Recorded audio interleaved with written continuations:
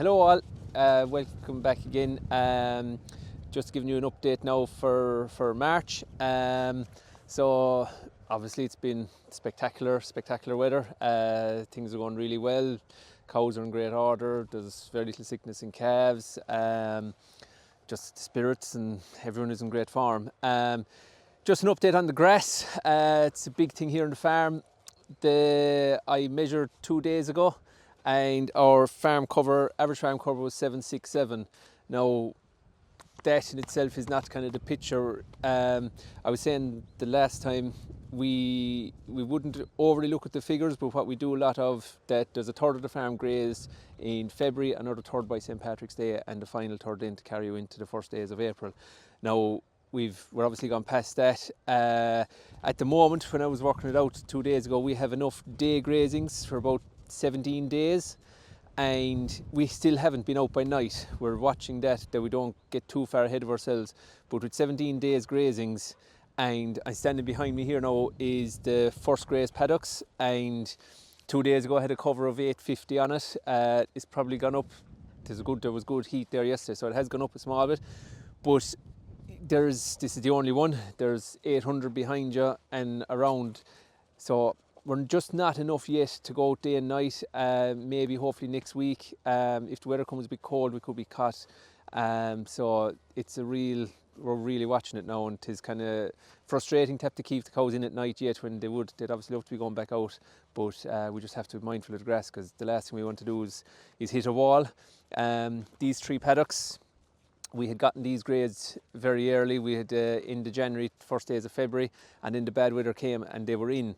So once these 3 paddocks are grazed, there is a slight drop off to the next paddock. It wasn't grazed as early as these. So we're just trying to be mindful of that, and it is very important to kind of keep the grass right for the first week in April. So that's what we're watching. I'd be hoping next week we'll get out to twice a day, but we just have to hold off yet. Fertiliser. We're about to start kind of the 3rd round of chemical fertiliser. We've done 2 rounds of half a bag of protected urea to 38 units, so half a bag of that, so 19 units. We've 2 rounds of that done, and we're starting the 3rd round. Ollie's gone off doing it there now. Some of the paddocks have gotten slurry, so they wouldn't have gotten the 2nd round, and even some of them watery slurry. There was 2 or 3 paddocks, some of the very light parlour washings, that was emptied. They'll get a 2nd round of fertiliser, all right. But that's it. So that's kind of the fertiliser story at the moment. So we're just trying to build it up to close enough to 60 units for the first days of April. Here with the cows, spring has gone very well. We have 8 cows left to calve, which is it is brilliant to be at this stage, and everyone happy. The condition of the cows are in great order. Heifers this year have been super. We have an extra shed this year, and whether that has the big impact on it or it is the weather, but like there's 20 cows in the first row, and consistently now there seems to be about 6 or 7 heifers in the first row, which is like, we've never had that. They're able to fight their corner, and I think it's just a sign that they're in great order. They're very content and everything.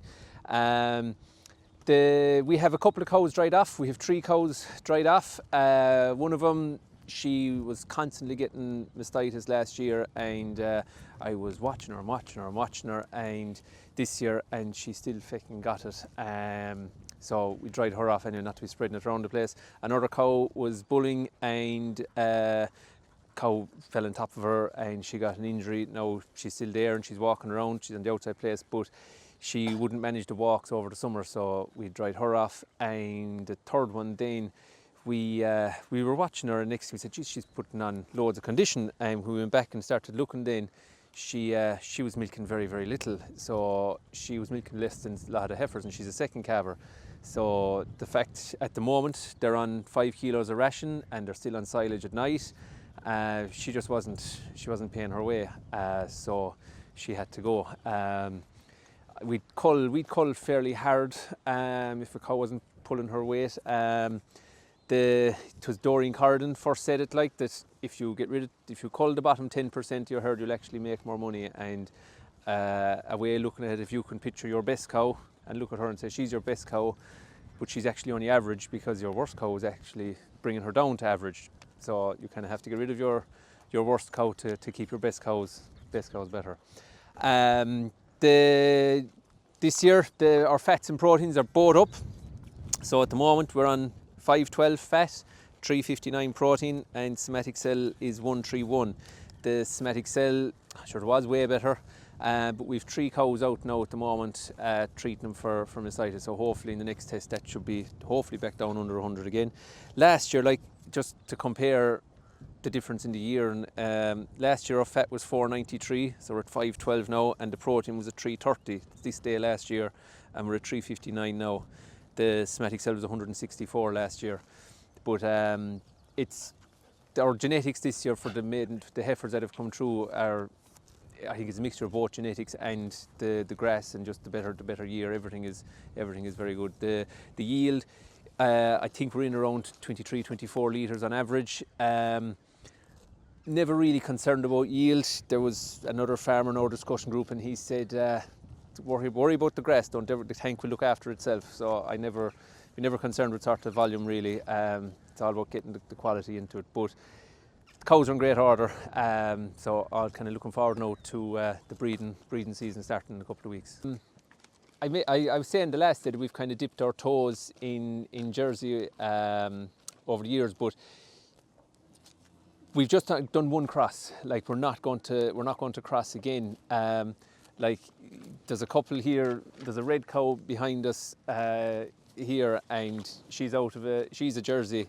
Like she's only 50% Jersey, and she's gorgeous. Like, but the whole reason is that she was bred with another very tall cow here, pointing straight at us, and that first cross is brilliant.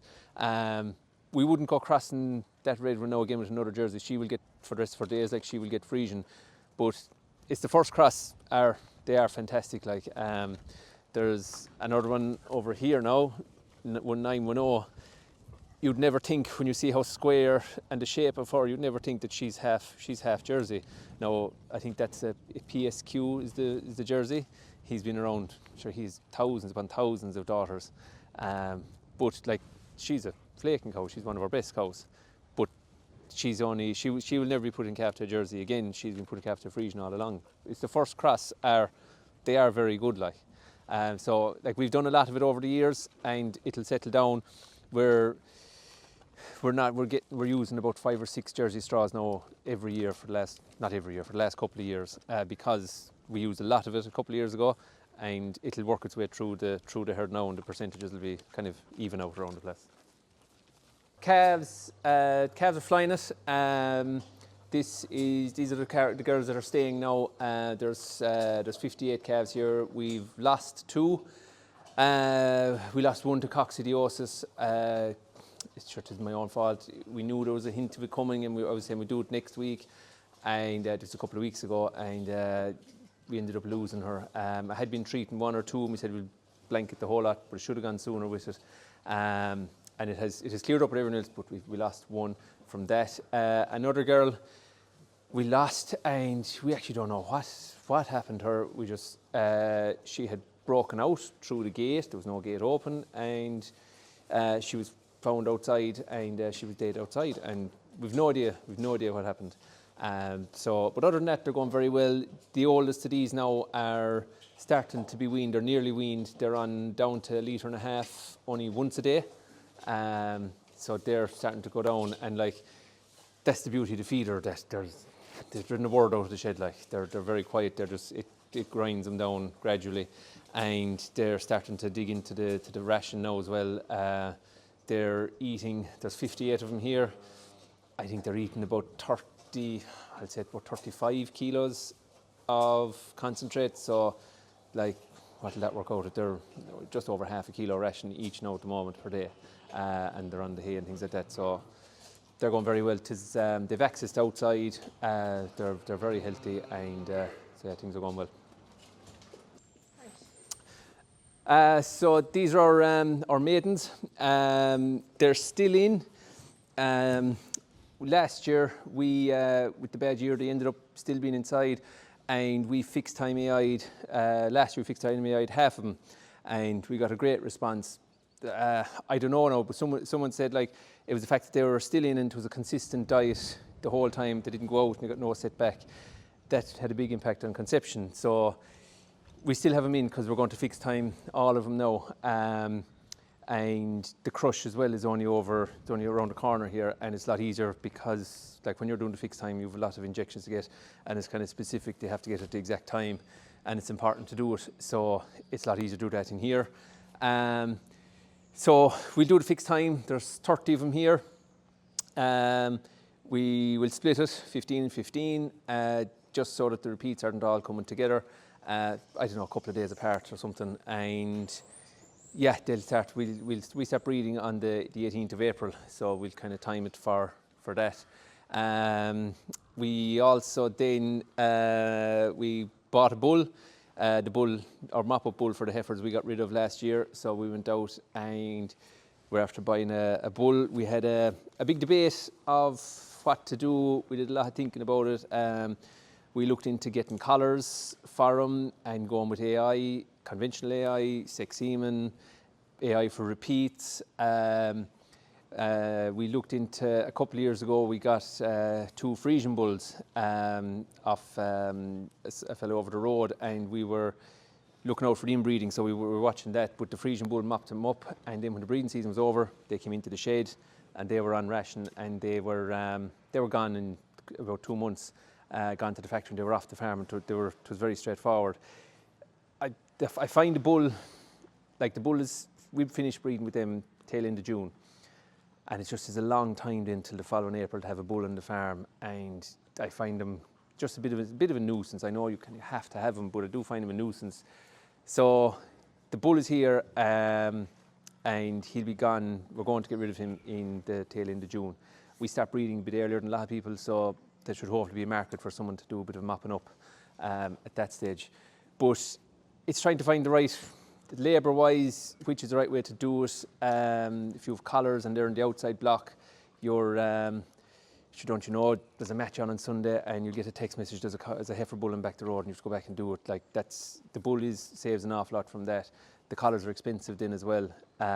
So the fixed time, you're guaranteed all your replacements from it. So that's the route we've gone.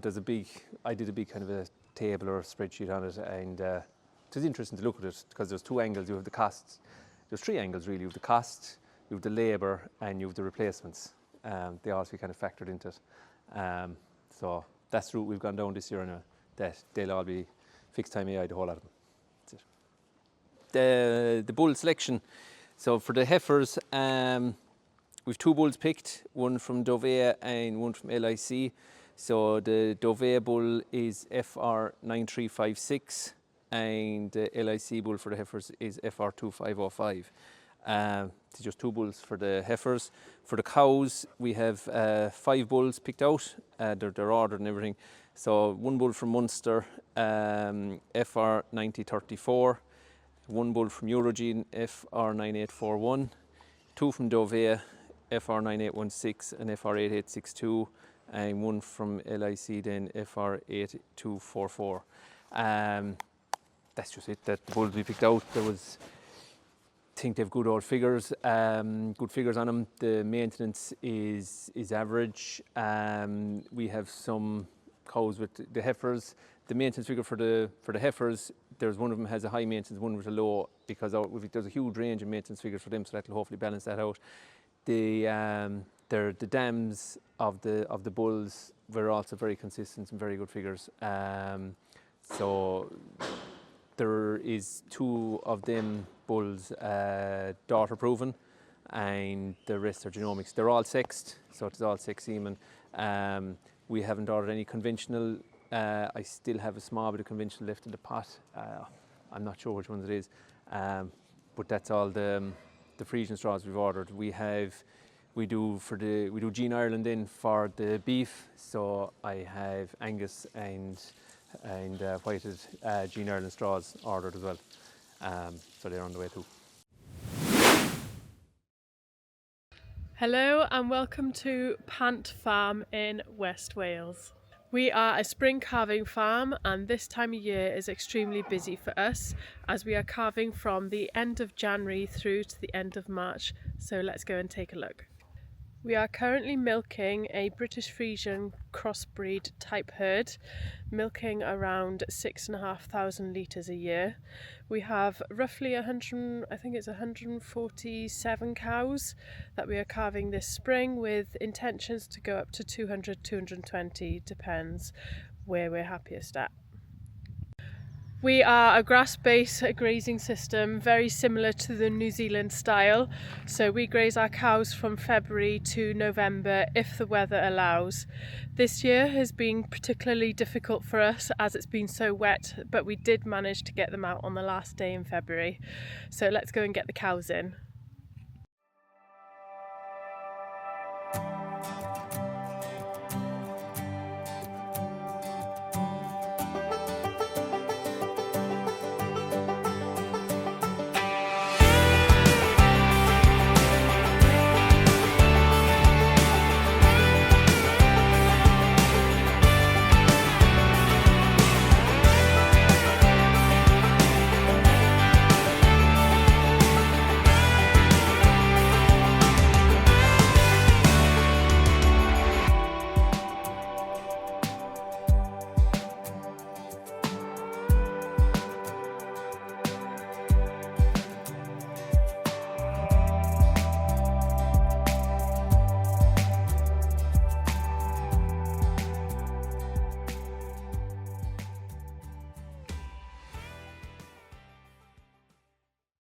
The cows are currently out by day and in by night, and when they come into this shed. In here we manage to house the milkers, the dry cows and the freshly calved ones, and the shed is designed so that we can separate them all up into different groups. We are, however, waiting on delivery for a robot slurry collector, which is really, really exciting and will save us a lot of time in the winter months when the cows are in. And the boys have been busy building a bridge for the robot slurry collector to come out of this shed directly into the tower there, and that is the bridge that it will go on. I cannot wait for it to be finished. It's going to be really, really exciting, and I will obviously share that with you as well when it's all up and running. We currently run on a 10% replacement rate. However, we're bringing in a few more extra so that we can slowly increase the herd numbers. It's approaching feeding time, and all our calves are reared on a milk replacer, but they also get yogurt that I make here on the farm from the cow's milk.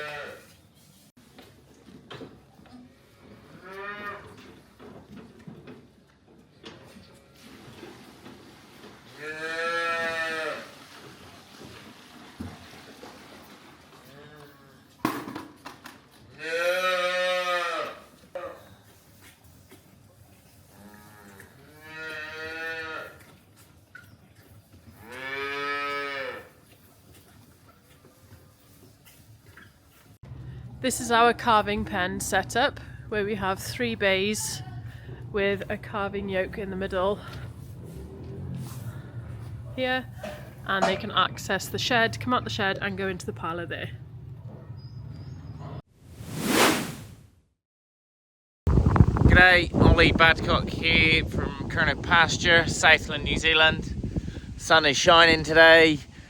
Just an on-farm update of what we've been up to the last month, what's gone on, what's in front of us. At the beginning of the month we started and we did our final scan for our empties, which we came back as an 8% empty for the herd, which was a real big target to be below that 10% for us, so we were really stoked about that. Currently we're sitting around average cover of 200. Still got all of our culls and empties on the farm. The plan is to try and milk them right to the end and try and capitalise on a good payout. Here in New Zealand we're on for a record payout season, so if we can keep all the cows milking for as long as we can, we'll keep them on farm. And yeah, so we're just still on a 29-day round. Cows are being allocated 15 of grass, 2 of silage and 2 of meal in the shed. And currently, as you can see here behind me, I've got my second herd, and up in the distance in the hill we've got my first herd cows. So it's just basically trying to manage condition, manage round length, following cows with fur this month. We're also been tucking into some aeration and sorting out some of those paddocks with poor compaction due to spring, and just isolating paddocks that aren't growing well. Currently we'll probably end up this season growing 2 tonne less a hectare than normal years. That's just due to the spring that we had, but as production this year will be about the same as what we've been doing for the last 3 years, and that's just generally because we've bought a lot of feed in. So trying to put a really big focus on grazed grass, as it's the key driver to the business, and see how much we can grow. So after the spring, we've earmarked about 20% of the platform that we want to aerate. I actually sprung my heifers in this paddock pre-calving, so this one's just a little bit rough in places, so I thought of getting some aeration done in this one. But over the past few years we've been aerating our paddocks, and we can noticeably see a difference of a tonne extra dry matter grown per hectare just by aerating. So there's some really good figures that we're collecting on why we need to aerate, compaction in the ground. And this James aerator that New Zealand made has just a solid roller on the back, which helps press back those aerating slices. The best thing about this one is the hydraulic link that I put on the tractor. Really makes pressure to put that even level of the paddock back together, because we've still got another 2.5 months of grazing yet, so this paddock's still going to be productive for the next 2.5 months, and then it's being shut up for the winter, so stay tuned. Just looking at about the job that the aerator's doing.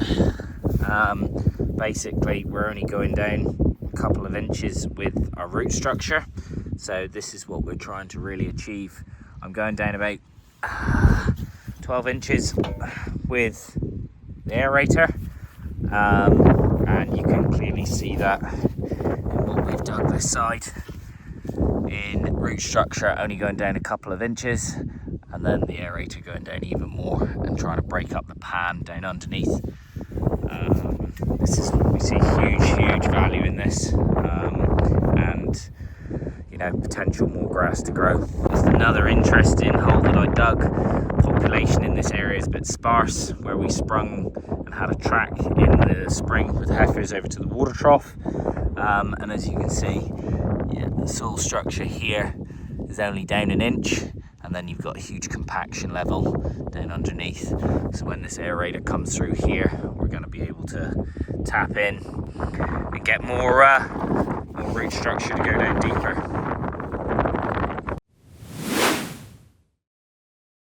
G'day all, welcome back to another month. Just want to touch on this month mainly our feed pad and irrigation dam project. So this top part here we built about 4 years ago, but the original bit right in the middle here, Mum and Dad poured a bit of concrete about 20 years ago to hold some feeders. That's served as well, but when we extended the feed pad a few years ago, we decided to leave that concrete there and just extend either side, thinking that we could dry scrape it, and at the same time we could save ourselves about $80,000 in ripping up that concrete and pouring more concrete, etc. Turns out that was a silly decision, because dry scraping it takes 6 hours a week, 8 hours a week.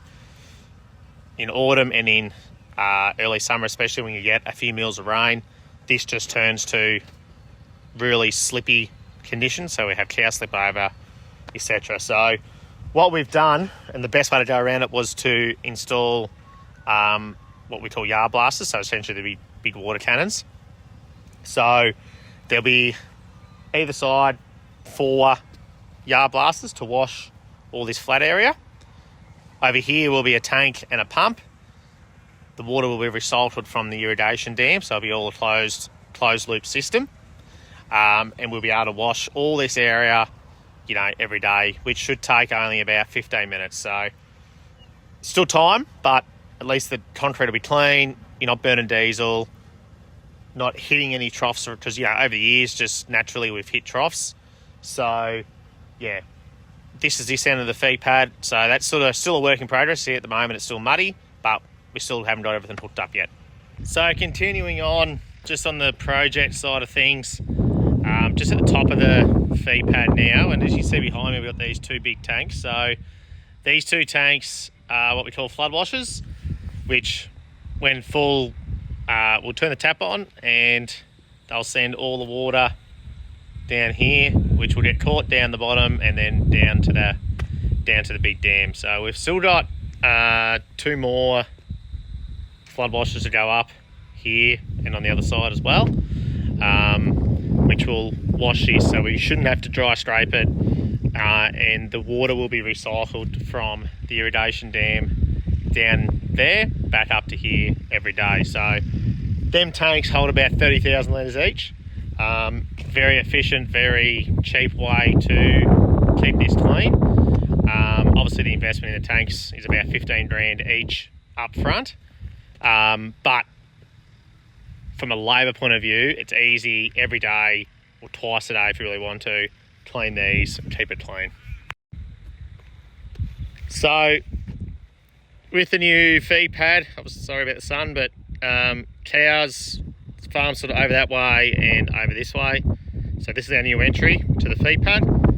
So cows will come in here and then be able to walk down through the feed pad, either before milking or after milking. Most times before milking, have a feed, and then down further they can walk straight into the dairy to get milked. After milking, we've got another holding area at the side here that'll hold about 400 cows, so we can hold cows out there after milking to allow these ones on here to have a feed and get into the dairy. So we've set this up to try and make things as efficient as possible. So we use our bat latches from the paddock, so cows will walk home in the mornings or the afternoons, have a feed. So that just minimises us being behind the cows, to help obviously reduce lameness, and same thing, help with labour efficiency sort of thing. So, and just to cap it off, the dam is completely finished now, except for some fencing that the boys are here at the moment doing, but that'll get fenced off, so then we can utilise all the way around with grass and utilise that with cows. So the complete cost of the dam, flood washers, concrete, gravel work, etc. is going to be in the vicinity of about $500,000 for this project. I haven't got all the bills yet, but yeah, pretty significant investment, but one that, based on numbers, gives us a really good return going forward and sets us up for the future. So just to finish up, we've harvested our corn. As you can see, the pit's not full, and with the dry summer, and as a lot of you following along about our irrigation and pump issues, that by the time we got the pump on, I think it was too late, and we've ended up with harvesting about 10 tonne a hectare, so not great. So we'll end up being probably a very expensive crop, but that's what happens when you don't have water. So ended up with about 150 tonne in total. So, but anyway, that's how it rolls. We rolled the dice, hoping we'd have the water available for the crop, but we didn't. So not a great, but